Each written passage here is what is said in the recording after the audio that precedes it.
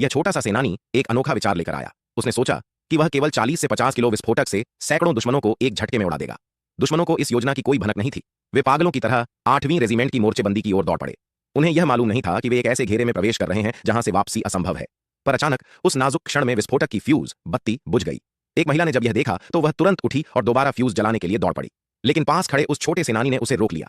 वह सेनानी खतरे की परवाह किए बिना आगे बढ़ गया, पर दुश्मन के एक अधिकारी ने उसे देख लिया।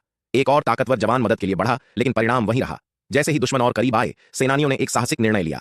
वे सभी अपनी छावनी से बाहर निकल आए और हाथ में हाथ डालकर एक अडिग और अजेय दीवार बन गए। महिला भी पीछे नहीं रही, वह तुरंत उनके पीछे दौड़ी। सेनानियों के आत्म बलिदान की ढाल में वह महिला विस्फोटक के पास पहुंच गई। वह फ्यूज दोबारा जोड़ने लगी, पर दुश्मन लगातार उसे रोकने की कोशिश कर रहा था। अपने साथियों के बलिदान को व्यर्थ जाने से रोकने के लिए उसने एक चौंका देने वाला निर्णय लिया।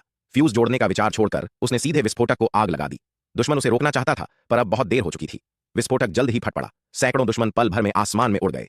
क्योंकि सेनानियों ने जान की बाजी लगाकर दुश्मन की मदद को रोका, दूसरी ओर उनके साथी दुश्मन की कमान तक पहुंचने में सफल हुए। जब शिकारी राजा ने दुश्मन के कमांडर को मार गिराया और खुशी खुशी अपनी पत्नी को खोजने लौटा, तो उसके सामने का दृश्य उसे जड़ कर गया।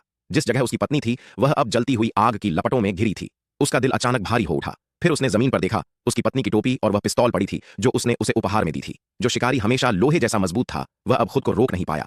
अनगिनत वीरों ने अपने प्राणों की आहुति देकर इस लड़ाई में जीत हासिल की। आज की यह शांति बहुत मुश्किल से मिली है। हमें उन बलिदानों को कभी नहीं भूलना चाहिए।